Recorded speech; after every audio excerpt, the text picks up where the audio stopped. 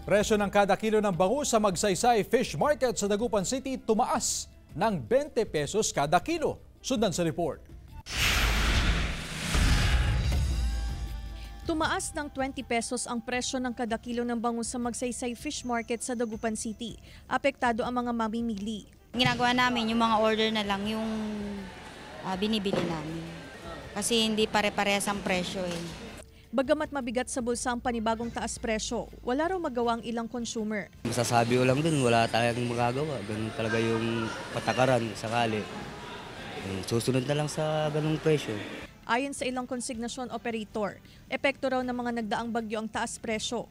Umaabot ngayon sa 160 pesos hanggang 170 pesos ang kada kilo ng large size na bangus na dating nasa 140 to 150 pesos ang kada kilo. Umaasa ang ilang konsignasyon operator na tataas ang demand sa susunod na buwan. Unti-unti nang tataas itong bangus pag December. Tinayak naman ng sinag na walang magiging problema sa supply ng bangus lalo na sa Desyembre. Tuloy-tuloy yung supply natin ng bangus dito sa Lalawigan. Kasama si Daryl Peralta, Claire Lacanilao Dungka, One North Central Luzon.